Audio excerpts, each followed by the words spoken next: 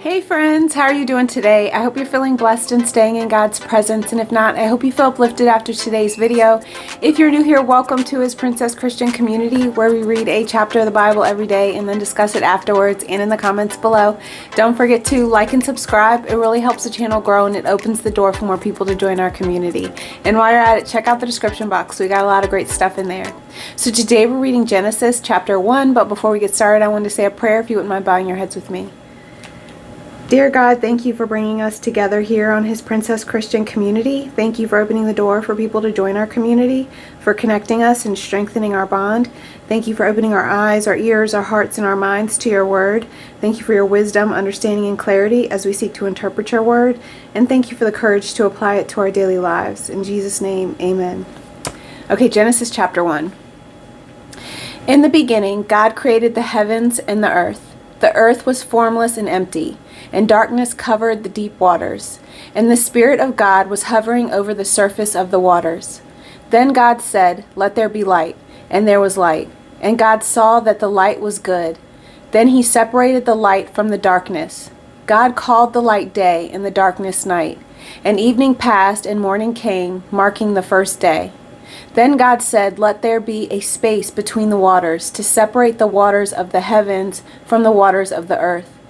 And that is what happened. God made this space to separate the waters of the earth from the waters of the heavens. God called the space sky. And evening passed and morning came, marking the second day.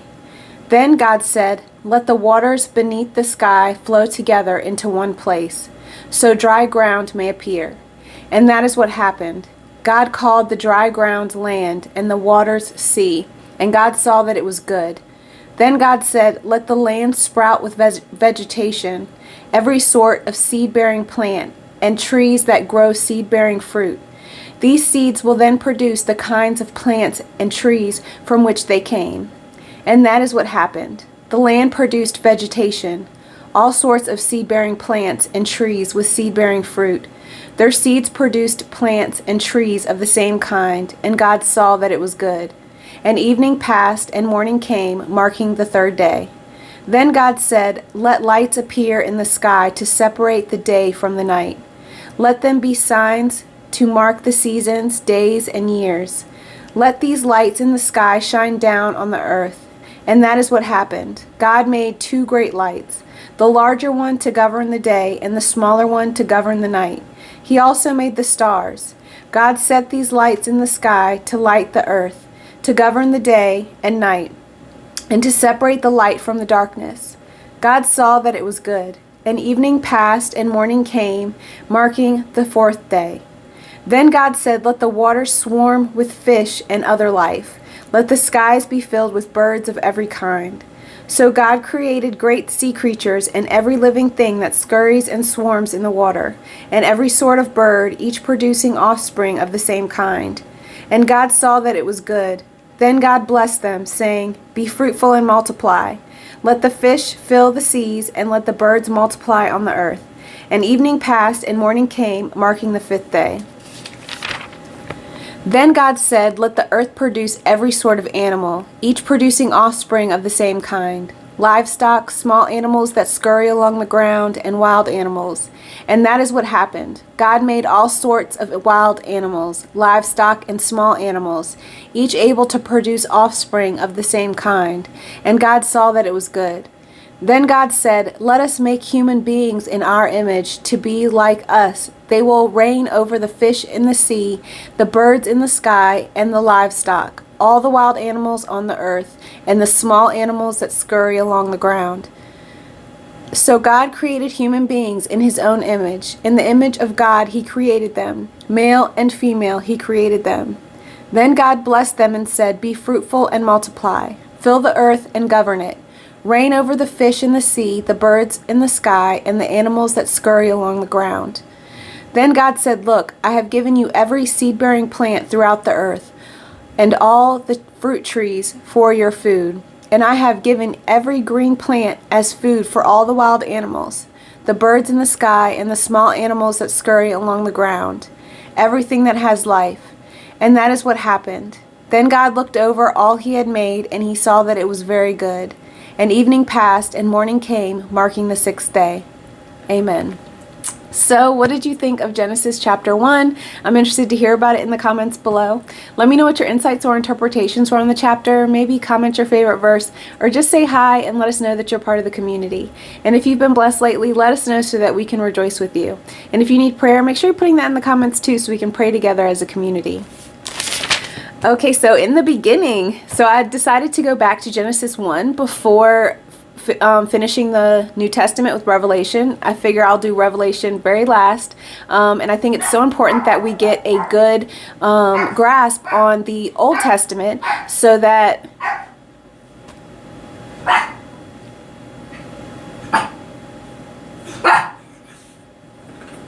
you finished? You done? Okay. So I think it's very important that we get a good grasp on the Old Testament and how it ties back in to the New Testament. And it's important to recognize that it's important to recognize that every chapter. My poor baby. It's important to recognize that every chapter in the Old Testament ties back to Jesus, and we should be looking for Jesus in all the scriptures, not just in the New Testament. So we're going to start off with, in the beginning, God created the heavens and the earth. And it says, the earth was formless and empty, and darkness covered the waters, and the Spirit of God was hovering over the surface of the waters. So I think it's important when we're looking at Genesis 1 to realize the way that God works. He created a place for us before He even created us. He had us in mind as He was creating all of this. And when I'm reading Genesis 1, I'm reminded of that everywhere that I go, God has already prepared the place for me before I arrive. And I need to have that expectation when I'm going places. I mean, even when I'm going to the supermarket, when I'm going to, the gym, or when I'm going to meet friends, just to realize that God has went ahead of me and He's taking care of everything. And I need to have that expectation in mind. And I need to look for His provision and look for the things that He created and remember what He has called me to do in those places. So we're starting off with the first day. So on the first day, that is when He said, let there be light. And it says He saw that light was good. And it's important to recognize that He then separated light from the darkness and called the light day and the darkness night. And evening passed and morning came, marking the first day. So one thing to recognize is the way He counts the day. He counts it from when the evening passed to the morning came, so marking the first day. So it's sundown to sun up, and that's why a lot of people, when they practice the Sabbath, it's from when the sun goes down until, from sundown to sundown. That's how He marks the day. And it says He called the light day and the darkness night. And I just want to make note that He separated the light from the darkness. So from the very beginning, God was setting apart what He saw as good from the darkness. So, just recognize that when you feel set apart, it's because that was His first intention for us, to set us apart. And you should take that as a blessing. And so on the second day, that's when He created the sky. And He said, let the space between the waters to separate the waters of the heaven from the waters of the earth. So it's kind of just like the blue of the sky from the blue of the earth, which is the water. So in this section where He says, let the space between the waters. So that's all the blueness. So the space between, which is the sky, to separate the waters of the heaven, which is the sky, from the waters of the earth, which is the water. And it says He called the space sky. And it says the evening passed and the morning came, and marking the second day. And it says, then God said, let the waters beneath the sky flow into one place, so that dry ground may appear. So on the third day, He created the land. And this is when He created boundaries for the water. And so it's important to just recognize that from the beginning, God has been creating boundaries. He has been containing things. So that is something that we should see in our everyday lives, that boundaries are good for us. It is good to have form and order and boundaries in your life. And if you don't, then you might be experiencing more chaos when you do not have boundaries. So God called the dry ground land and the water sea, and God saw that it was good. Then God said, let the land sprout vegetation. So this is where he started to create the all the greenery that we see. And so that is the first thing, is the vegetation. And it says, every sort of seed-bearing plant and tree that grows, these seeds will then produce all kinds of plants and trees from which they came. So I think that it's important to recognize, if you've ever heard this saying, which came first, the chicken or the egg? It was the chicken. So what came first, the tree or the seed? God created the tree first, and then he had the seeds that came with it that created more trees. So he created things fully formed before he created like the babies of them, I guess you could say. And then so it says that I like how he put, and then he saw that it was good. So as I'm reading through this, I recognize the things that God said were good versus what he didn't isolate as good through this chapter. So, I want to go back over that once we finish, but it's important that he recognized that light was good. He recognized that the land, the seeds and the tree, the plants, the trees, and all the vegetation of the earth was good. And that was the third day. So on the fourth day, he created the sun, the moon, and the stars. And he said, let lights appear in the sky to separate the day from the night. Let them be signs to mark the seasons, days, and years. So again, here is God creating order, creating routine. He's creating like a timeliness to things. And I think it's important for us to recognize that God had that in mind for our lives. He expected there to be, things that, made us aware of, when things start, when things stop, the way things progress through time. He wanted to give us that timeliness. And it says God created two great lights, one larger one to govern the day, which was the sun, and the smaller one to govern the night. And he also made the stars. And he says, and he set the lights in the sky to light the earth, to govern the day and the night, to separate the light from the darkness. So here he goes again, separating the light from the darkness, like making it distinct, making it known, setting apart. And it says, and God said that it was good. So again, God created these lights in the sky to govern our time, to give us day and night, to give us, boundaries, to give us routine. And he said that that was good. And then on the fifth day, this is where he created all the fish and the birds. And it says that he filled the sky with birds of every kind, and he saw that it was good. So far we have him saying that the light was good, all the vegetation was good, the sun and the stars and the moon were good, and then here we are with the fish and the birds were also good. And that was the fifth day. And then on the sixth day, this is where he created all the animals, and he said he saw that it was good. So he saw that all the animals were good. And it says that God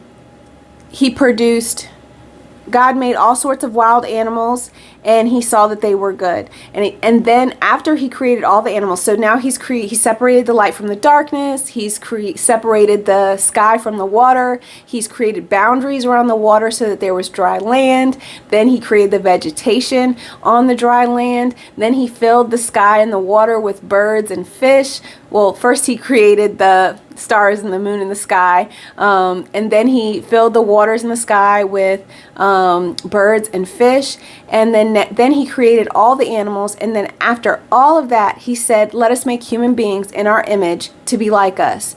They will reign over the fish in the sea, the birds in the sky, the livestock, and all the wild animals on the earth, and the small animals that scurry along the ground. So while he created human beings last, he made us first in our reigning. So when you hear that saying, like, the last will be first, and I think it's important to recognize that that comes all the way from Genesis, to say that he created us last to reign over all the things that were created and brought before us. And then he said that in verse 27, it says, so God created human beings in his own image. In the image of God, he created them. Male and female, he created them.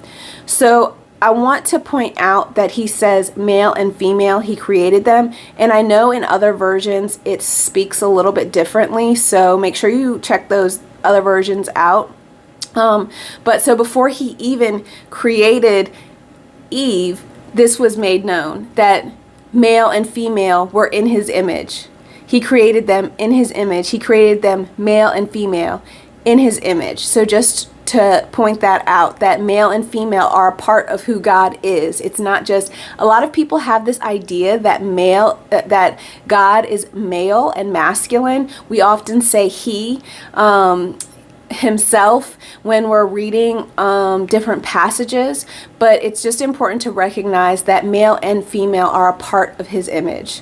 And then it says, then God blessed them and said, be fruitful and multiply. So this was his first command to humans. It was to reign over. The first command was to, he created us for a purpose, to reign over everything that he created. So that was his purpose for us, to reign.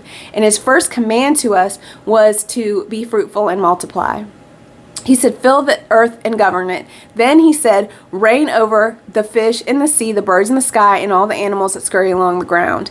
So be fruitful and multiply and reign. You know, that's all he wanted us to do, to be successful and to reign over everything that he created, everything that he has gifted us and given us and created for us. We are supposed to be reigning over. And it says, and then God said, look, I have given this to you. I created all of this for you. It says every seed-bearing plant throughout the earth and all the trees for your food. I have given every green plant as food for all the wild animals, the birds in the sky, and the small animals that scurry along the ground, everything that has life. And that is what happened. So this is where God shows his provision. He said, I have provided all of this for you. And he says everything, he says he created all these fruit trees and, you know, seed-bearing plants, everything that has life. It says, I have given every green plant as food for everything that has life. And that is what happened. So God created that, and that is what happened. It says, then God looked over all he had made, and he saw that it was very good. So after he created everything, once everything was together in unity, it was very good. So separately, everything is good. But together, once everything was put together, that's what made it very good. And I want to point out, like, I know a lot of people read Genesis 29 and 30, and that's where they get a very vegan, vegetarian lifestyle from. So, you know, that's just something that I want to point out, that people read into that to say that he has given us the seed-bearing plants throughout the earth and all the fruit trees for our food. And he starts that and he says, and I have given every green plant. So not only did he give it for us, but he gave it for the wild animals. But it's important to recognize that while he's saying this, in this verse, a lot of the animals that were created at that time didn't just eat plants. They also ate meat.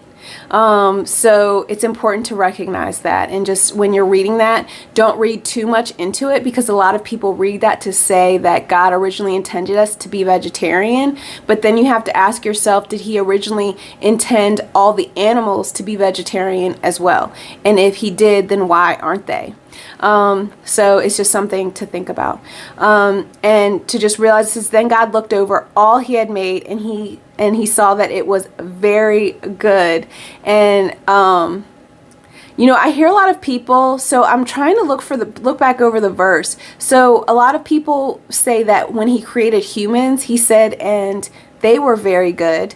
But as I'm reading this, I see that he said he looked over all he had made, and he saw that it was very good. So not just us. He saw that everything that he made together and the order of things, everything was very good.